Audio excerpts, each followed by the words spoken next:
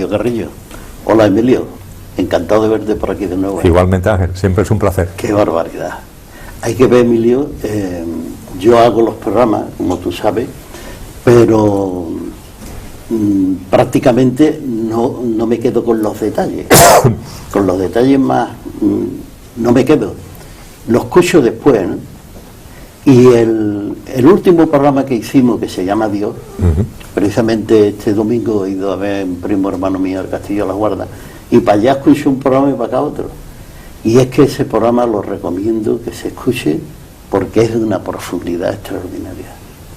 Emilio, es algo auténticamente excepcional. Si tú sabes, Ángel, que yo normalmente la entrevista o las charlas y demás mías no las veo ni las escucho. Bueno, pero a mí eso que compartimos aquí, que compartimos tú y yo, que compartimos también con los amigos que nos acompañan, sí, resonó mucho en mi interior también. Pero tela, ¿eh?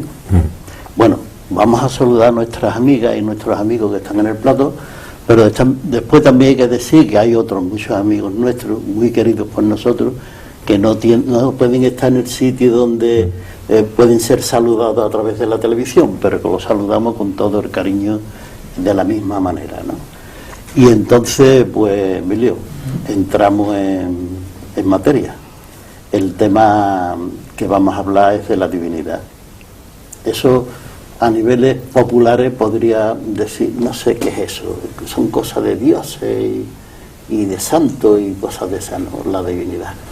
Pero para llegar a esa divinidad hay que andar un trayecto y un camino. Y de ese camino es del que deberíamos de hablar ahora para profundizar un poquito más en ese programa que hicimos anteriormente que se llamaba Dios. Así, Ángel, durante el año 2013 lo que sentí interiormente después de los meses de silencio fue compartir lo que, por llamarlo de alguna forma, es la conexión con nuestra divinidad. El Dios que es yo, el Dios que es tú, el Dios que es todos.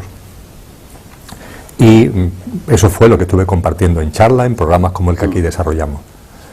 Después, a partir del mes de diciembre del año 2013, he vuelto a entrar en silencio, he estado 2 meses de tranquilidad, de introspección, y lo que mi interior me indica ahora es que, fundamentalmente, lo que me inclina ese interior mío a centrarme es en la práctica, en ese programa, creo que de una forma bastante concreta, bastante clara, logramos diferenciar entre los distintos componentes del ser humano, que somos una unidad, pero que por muchos motivos nos identificamos solo con el vehículo y no con el conductor, como hablamos en aquel programa. Es decir, solemos aferrarnos a una parte de lo que somos, que es verdad que lo somos, pero es solo una parte y además es la parte que tiene fecha de caducidad, porque somos otras cosas que no tienen fecha de caducidad. Normalmente nos aferramos al vehículo, es decir, al yo físico, mental y emocional.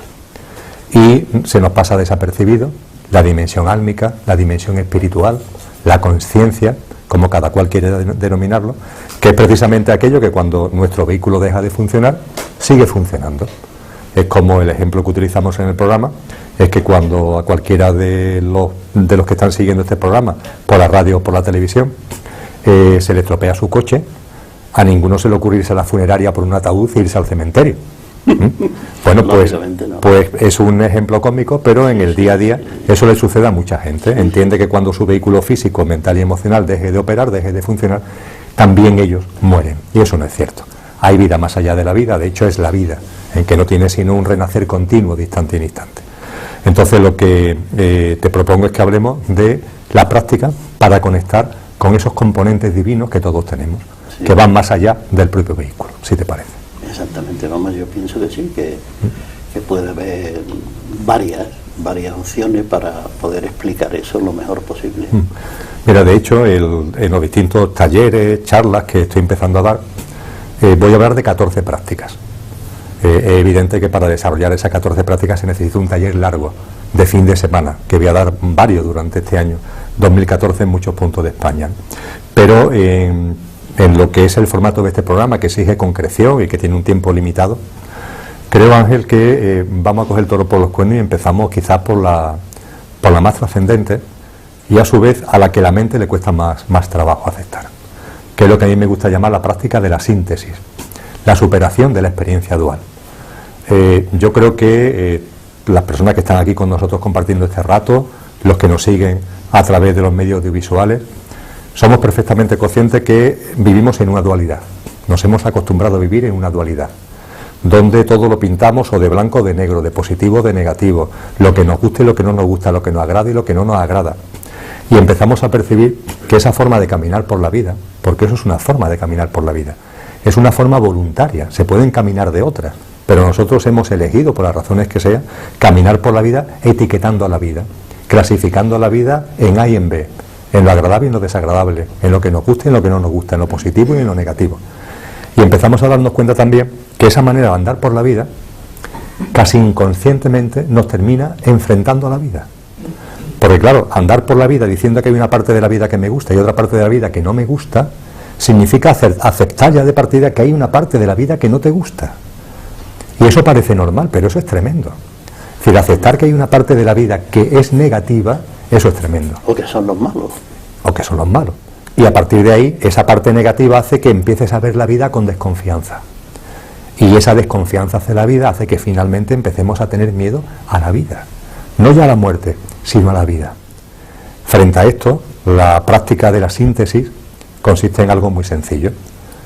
Hablando en términos filosóficos, ahora lo dejamos rápidamente a un lado, pero hablando en términos filosóficos, tesis y antítesis.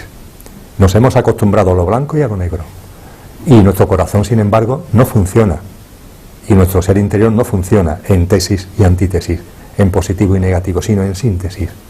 Aceptando que todo está ahí. Aceptando la luz y aceptando la oscuridad. Aceptando lo que la mente califica de bueno y aceptando lo que la mente califica de malo. Y dándote cuenta, y ese es el eje de esta práctica, de que todo lo que aparece en nuestra vida, que realmente lo estamos creando nosotros mismos, todo lo que la vida trae delante nuestra, todo lo que estamos atrayendo a nuestra vida, todo lo que nosotros estamos generando en nuestra vida, en definitiva, todas las experiencias, todas las vivencias, todos los hechos, todas las situaciones, no son ni blancas ni negras. Las experiencias no tienen color y todas vienen a nuestra vida para impulsar nuestro proceso conciencial y evolutivo.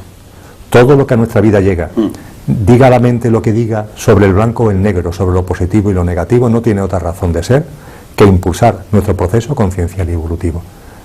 No hay otro por qué, no hay otro para qué. Y a partir de ahí, Ángel, lo que se empieza a sentir en el interior, más allá del desconcierto que se provoca la mente, porque la mente sigue diciendo, no, pero esto está bien, no, pero esto está mal. No, no existe ni el mal ni el bien.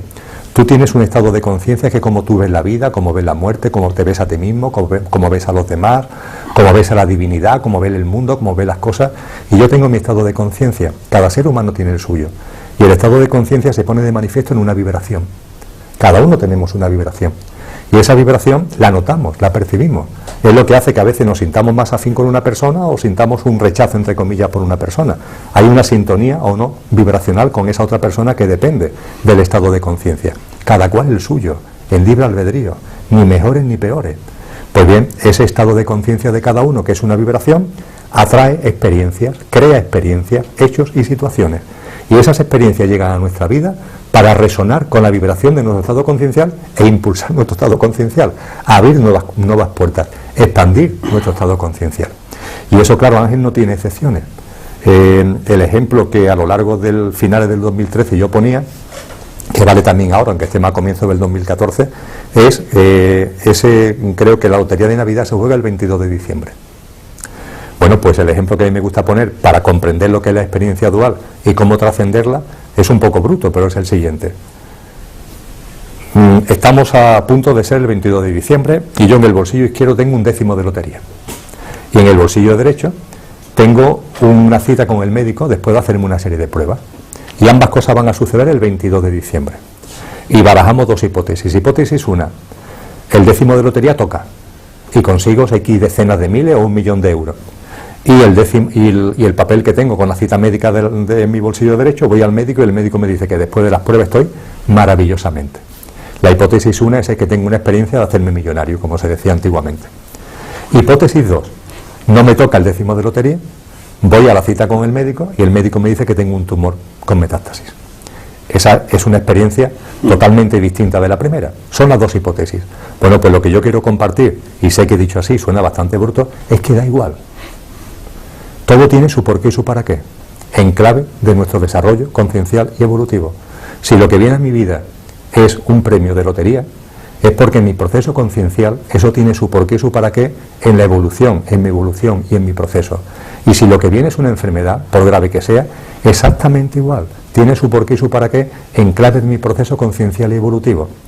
La práctica de la síntesis, la superación de la experiencia dual, es ver la vida no como un iceberg, la puntita del iceberg, esa que sobresale por el agua, sino ver el iceberg en todo su conjunto. Lo que normalmente vemos de un iceberg no es sino la puntita por encima del agua, pero el iceberg de verdad está por debajo del agua. Aferrados a nuestro vehículo, al yo físico, mental y emocional, olvidando la divinidad que realmente somos, nos hemos acostumbrado a ver el iceberg solamente por la puntita. Entonces, por ejemplo, vemos una enfermedad y contemplamos la enfermedad por la puntita, los síntomas, etcétera, etcétera, de la enfermedad. Pero la realidad es que el iceberg es mucho más grande y que toda enfermedad, aunque parezca increíble para la mente, es sanadora. Toda enfermedad tiene un porqué y un para qué desde el punto de vista interior. Toda enfermedad genera un proceso de limpieza y de sanación interior. Y eso solo se puede comprender, eso solo se puede vivir cuando la experiencia dual se va superando. Emilio, podríamos decir que esa exposición maravillosa que has hecho en realidad habla de nuestras creencias. Nuestras creencias es lo que nos lleva a la luz y a la oscuridad, a verlo todo de esa manera. Y entonces probablemente lo que habrá que hacer es cambiar las creencias. Es lo que estamos haciendo, de hecho. Pero vamos a hablar de ese tema dentro de un momento, porque vamos a cortar, pero venimos enseguida. Bien, pues estamos de nuevo en Confidencias en el Camarote y tengo que recordarle que estamos con nuestro querido amigo Emilio Carrillo. Hola, Emilio. Hola de nuevo. Vaya la andanada de la primera parte del programa, ¿eh? Sí, todo es tu responsabilidad. Maravilloso, ¿eh? Que la estás creando. Emilio, es que tiene una capacidad extraordinaria para recordar. No sé cómo puedes tener esa memoria tan prodigiosa, ¿no? Que no se te olvida nada. Sí, posiblemente porque no soy nada, Ángel. Quizás ese es el secreto. Emilio, terminamos esta primera parte diciéndote, cuando tú hablabas de esa dualidad extraordinaria que todos lo sentimos como negativo o positivo, esas son nuestras creencias, eso es lo que nos han enseñado. Esos se han dedicado a enseñarnos, según dicen la Biblia, por ejemplo, el Génesis, desde que salimos del paraíso terrenal y elegimos la vida del árbol del bien y del mal, que es la vida de la enfermedad, de la felicidad y de la infelicidad total. Y aquí estamos, con esa tesis. Ha llegado el momento de cambiarlo. Efectivamente, ha llegado el momento de volver a nuestro hogar, de regresar al paraíso, que siempre lo hemos tenido aquí, pero ahora se trata de recordarlo. El famoso mito del árbol de la sabiduría, efectivamente, esa es la experiencia dual. Eso es vivir la vida con unas gafas determinadas que te lleva a todo clasificarlo en bueno y en malo, en positivo y en negativo. Y eso es lo que estamos sintiendo ahora, que eso lo único que nos ha conducido es a enfrentarnos con la vida misma, a olvidar lo que realmente somos, y a partir de ahí estamos ya empezando a caminar con unos paradigmas totalmente distintos, dejando atrás, como tú muy bien has señalado, un sistema de creencias. Hay que dejar atrás los sistemas de creencias. Lo hemos compartido en este programa. La espiritualidad que estamos... Y han sido útiles también. Han sido imprescindibles en nuestro proceso conciencial. Y esa despedida que estamos haciendo de esos paradigmas, de esa antigua conciencia, lo tenemos que hacer con todo el amor del mundo, porque nos ha tenido su porqué y su para qué, volvemos a lo mismo, para impulsarnos nuestro proceso conciencial y evolutivo. Pero hemos llegado a un momento determinado en el que nuestra espiritualidad ya exige ser vivida en libertad, en libertad.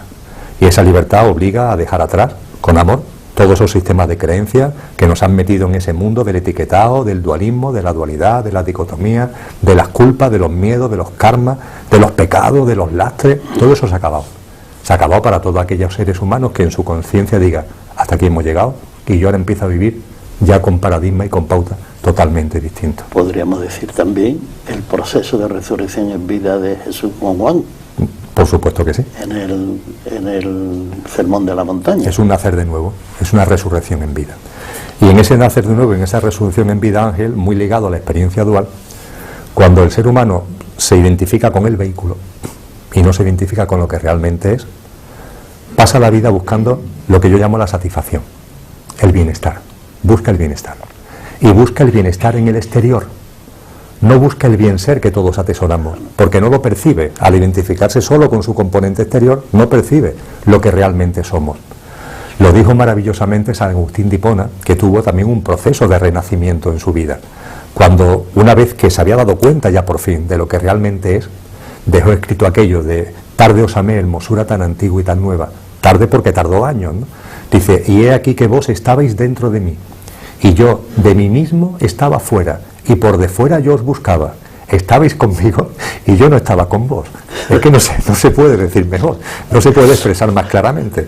Pues bien, cuando no nos damos cuenta de lo que realmente somos y nos empeñamos en buscar fuera lo que ya somos, se produce la búsqueda del bienestar. Y en la búsqueda del bienestar, Ángel, es tremendo, porque nuestra mente nos lleva a creer ilusamente de que existe el bienestar y existe el malestar. Llamamos malestar a aquello que cuando queremos cosas, conseguirlas, no lo conseguimos, nos sentimos mal. Y eso lo llamamos malestar. No sé, por ejemplo, me enamoro de alguien y si ese alguien no me corresponde, me siento mal. A eso lo llamo malestar. Y llamo bienestar a cuando lo que busco, la satisfacción que estoy buscando en el exterior, se materializa, se cumple. Verbigracia. Amo a alguien y ese alguien me ama a mí. Malestar y bienestar. Al malestar lo llamamos sufrimiento. Y no nos damos cuenta que el bienestar también es sufrimiento. Nos empezamos a dar cuenta ahora. Pero es que el bienestar también es sufrimiento. El bienestar también es sufrimiento, en primer lugar, porque inmediatamente que tú consigues algo, en la búsqueda de la satisfacción, aparece el miedo a la pérdida. Es automático. Y el miedo a la pérdida te genera sufrimiento. Has encontrado una persona que hay una correspondencia de amor. El miedo a la pérdida. Inmediatamente empieza ya la mente con el control, con la programación. No basta el aquí y ahora, ya quiere hacer proyectos de futuro, ya quiere cosas que te nacen para toda la vida.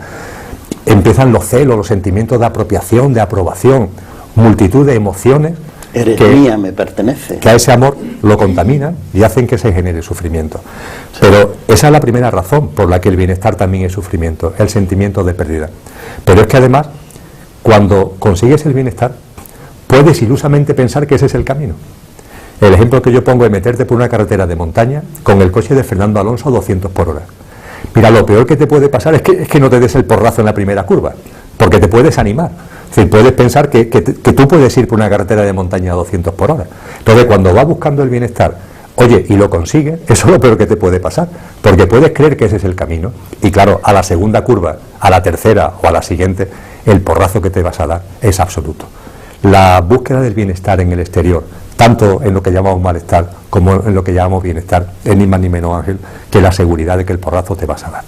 Y eso es una vía directa al sufrimiento. Y lo que los seres humanos nos empezamos a dar cuenta es que la vía del sufrimiento es una vía que hemos elegido en nuestro proceso conciencial, como tú antes apuntabas, que también ha tenido su porqué y su para qué.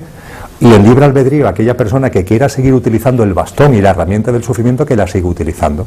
Pero hay muchos seres humanos que ya estamos diciendo a nosotros mismos, mira, muchas gracias, ya he utilizado bastante la vía del sufrimiento, pero ahora quiero utilizar otras vías concienciales, la vía del gozo, la vía de la alegría, la vía del compartir, la vía en definitiva que me llena de libertad.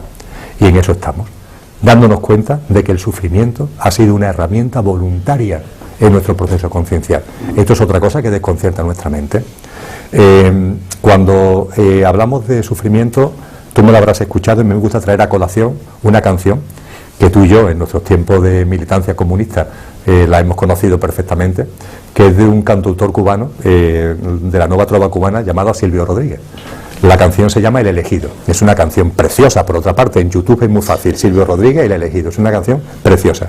Bueno, pues Silvio Rodríguez nos habla de un ser de otro mundo, que iba de planeta en planeta, un animal de galaxias, un ser de la nada.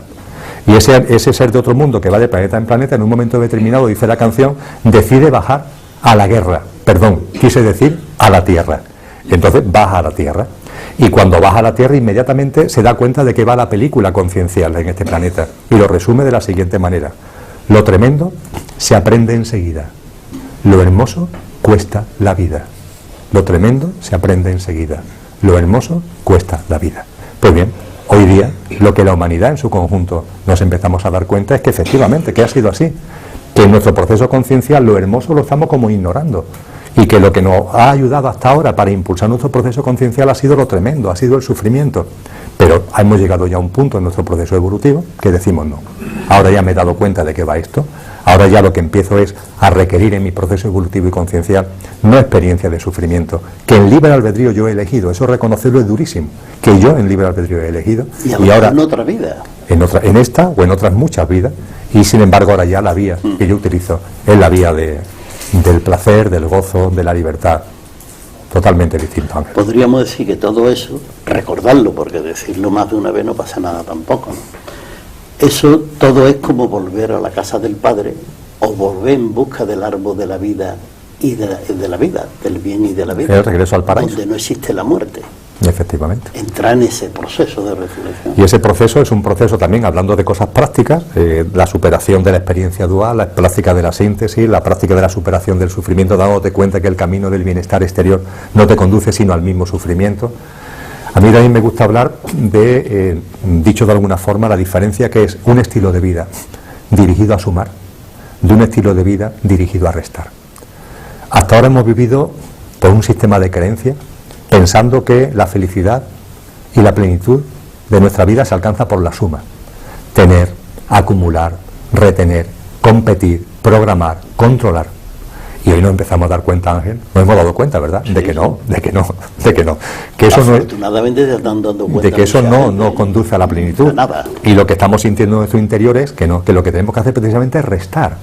Desalojarnos interiormente y desapegarnos exteriormente.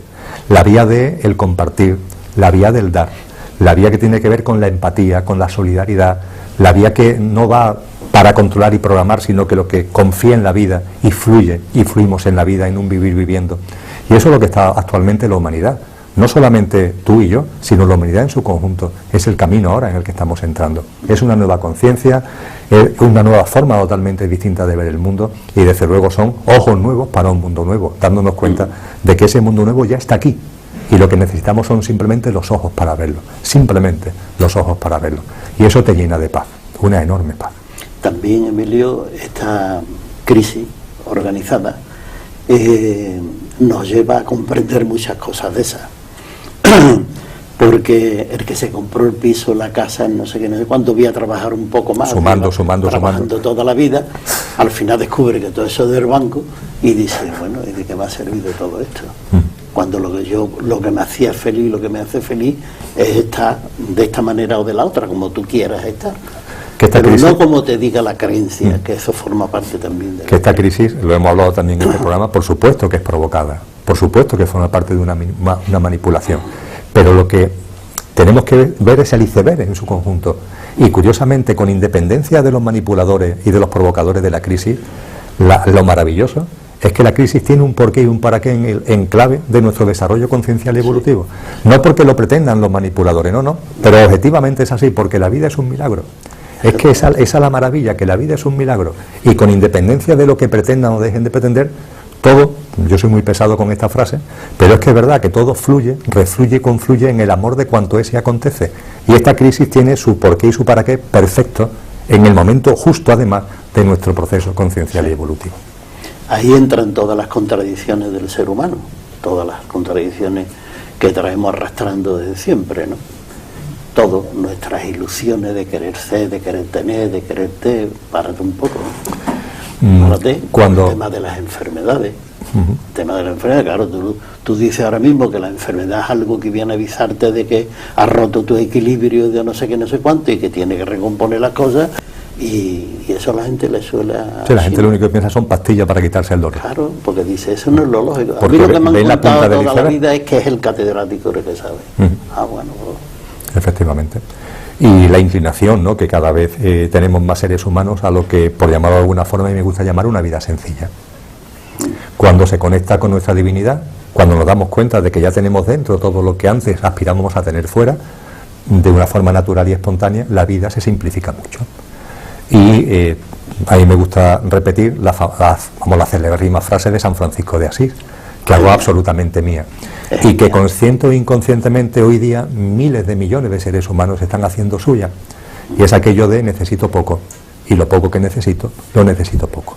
Eso también es una práctica de conexión con nuestra divinidad.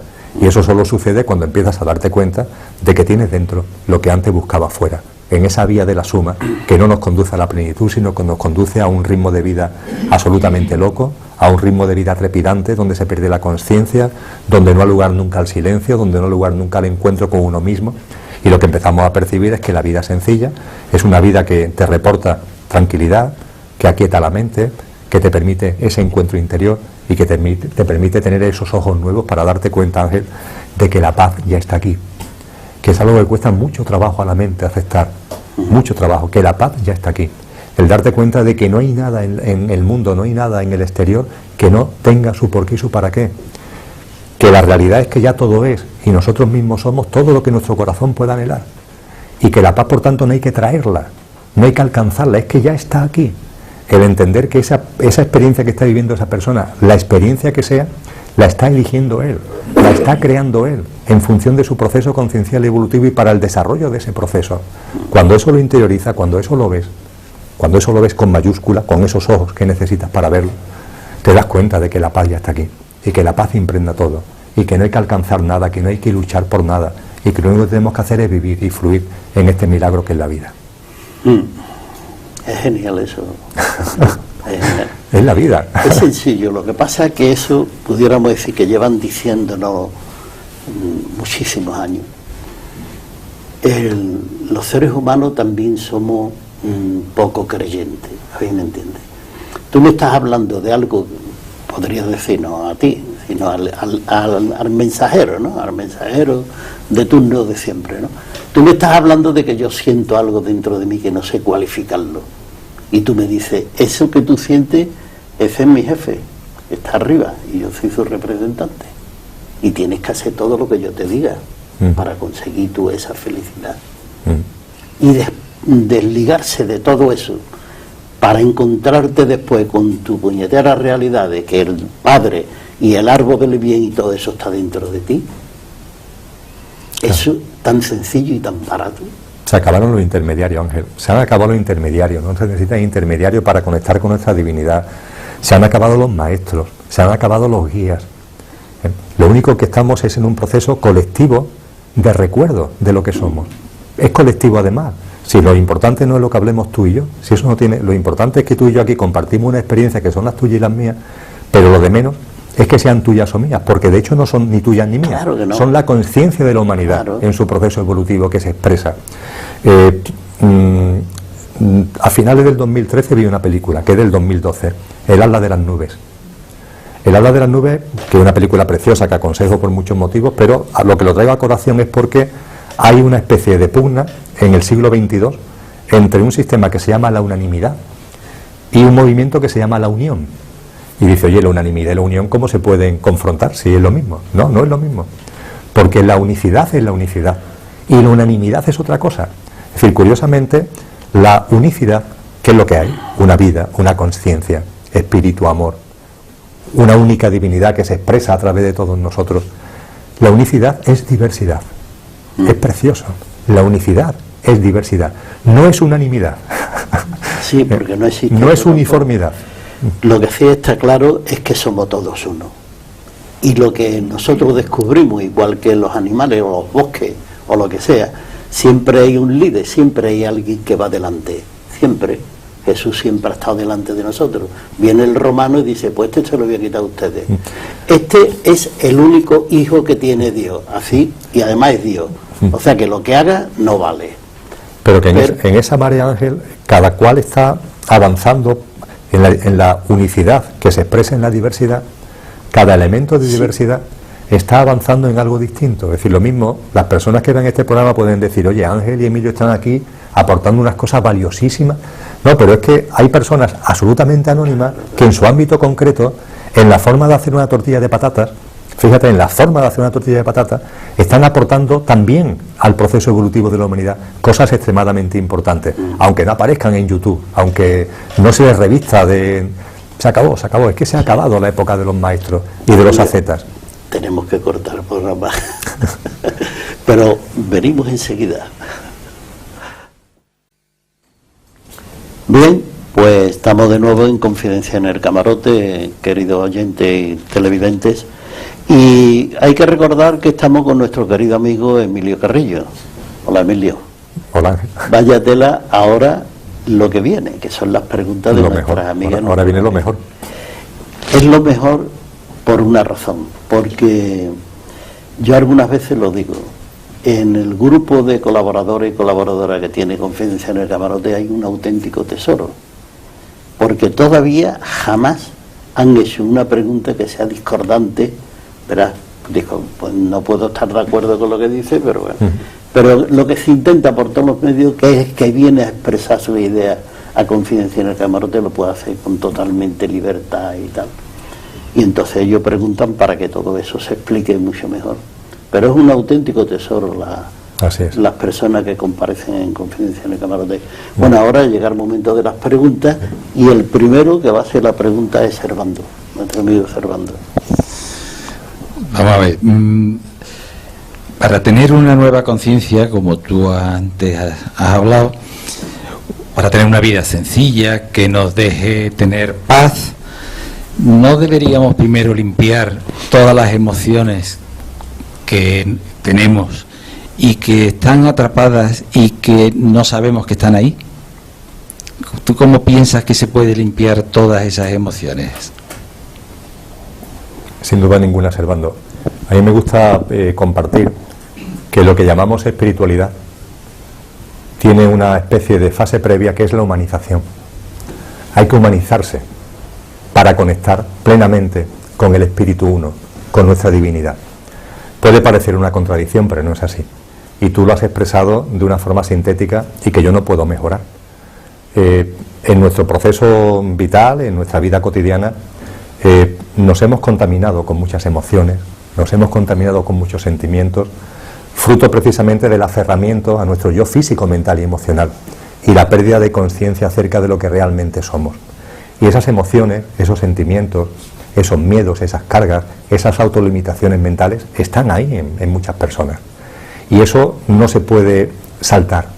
Es decir, esa realidad no es algo que en la que tú te puedas abstraer diciendo, no, pues ahora yo me convierto, entre comillas, en un ser espiritual y todo eso que hay se va a difuminar como por arte de magia. No, nada se difumina como por arte de magia.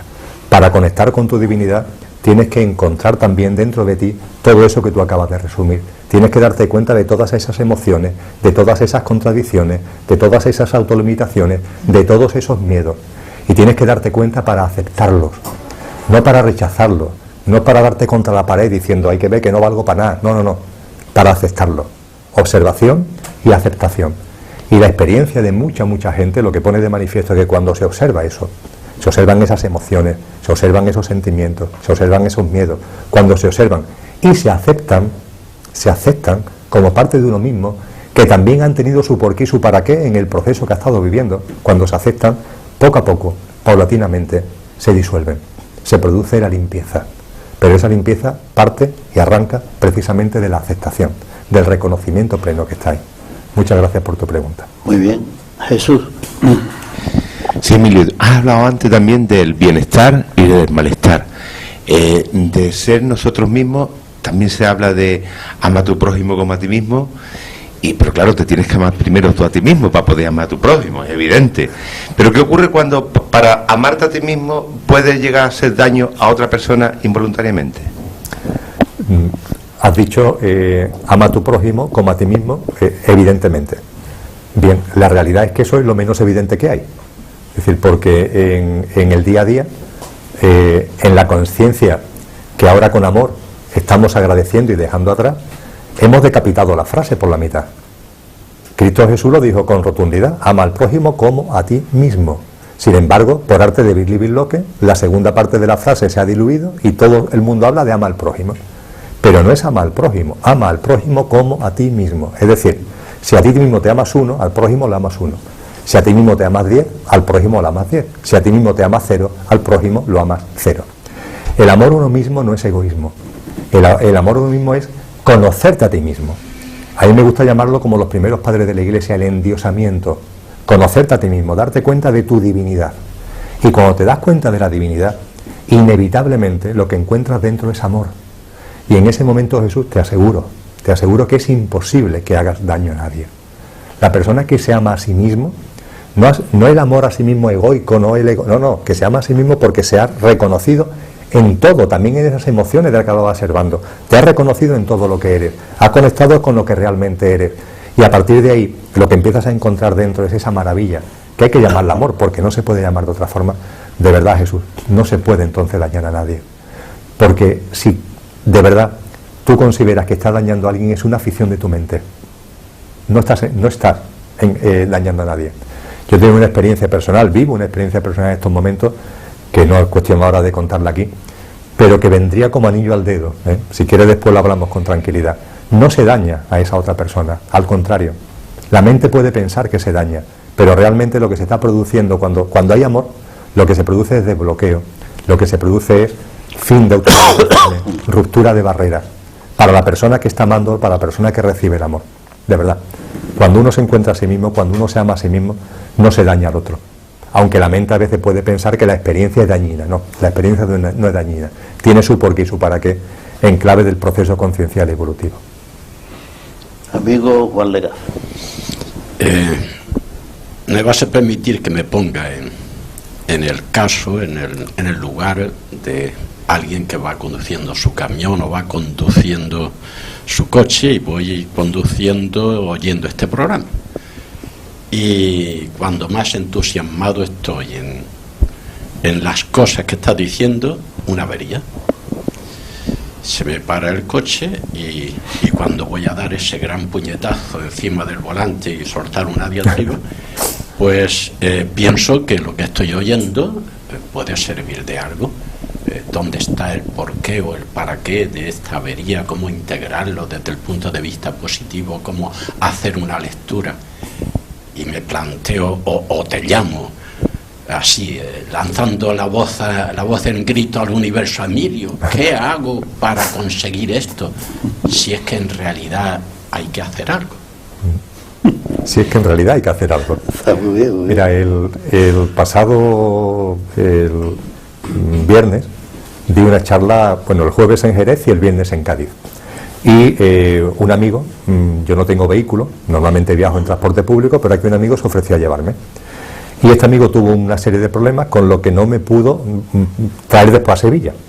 Entre comillas, yo me quedé colgado, entre comillas, en Cádiz el sábado por la mañana. Yo no tuve ninguna duda, Juan, ninguna duda de que eso tenía su porqué y su para qué. Se lo comentaba a gente de Cádiz que decían: no, nosotros te llevamos. Digo, no, hay un tren magnífico, yo me voy al tren. Digo, pero es que no tengo ninguna duda de que al lado mía se va a sentar una persona que es precisamente el porqué y el para qué de que yo no haya podido volver en coche a Sevilla. Sé perfectamente que tengo que volver en tren porque allí se va a producir un encuentro. Se produce, ese encuentro se produce, Juan. Es que todo tiene su porqué y su para qué. Es que la vida es un milagro continuo. A mí me gusta decir que si las calles de cualquier ciudad están llenas de señales de tráfico, la vida está llena de muchas más señales. Lo que ocurre es que no las vemos, que nos empeñamos siempre en actuar con la cortedad de una mente que solamente mira eso, la punta del iceberg. Vuelvo al ejemplo, ¿no? A esa persona de tu ejemplo de la avería, esa avería tiene su porqué y su para qué. Y esa avería le va a permitir sin ningún tipo de duda ver una serie de experiencias que la estás trayendo él a su vida en clave de su proceso conciencial evolutivo. En lo grande y en lo pequeño, en lo importante y en lo insignificante. No hay excepciones, no hay excepciones. Muy bien. Amiga Cristina. Sí. Vamos a ver, Emilio. Yo estoy intentando ponerme un poco en la cabeza de muchos oyentes y de muchos televidentes, ¿no?, que estén viendo el programa, y que obviamente es tal la contundencia y convencimiento con el que hablas, que indudablemente cuando uno te escucha, pues no alberga ningún tipo de duda.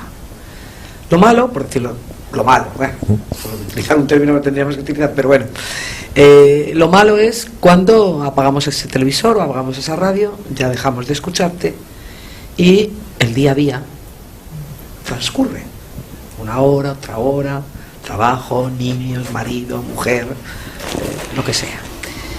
Esa mente de la que tú has estado hablando, permanentemente con pensamientos de ayer, de hoy, de mañana, de tengo que hacer, tengo que tal, ¿vale? ¿Tú qué podrías aconsejar para quietar un poco esa mente? Yo puedo aconsejar, Cristina, sin dar consejos, porque ni tú ni yo damos consejos, lo que tú aconsejas. La atención plena. Es posible la atención plena. Es decir, es posible de que no solamente en ese momento que tú estás escuchando un vídeo, no solamente en ese momento que tú estás en silencio contigo mismo, sino después, en el ajetreo cotidiano, es posible que este estado de conciencia, este percatarse de las cosas, este percibir se mantenga perfectamente posible. Es simplemente un hábito. A mí me gusta hablar también mucho de los hábitos. La atención plena es un hábito que puedes meter en tu vida como un hábito.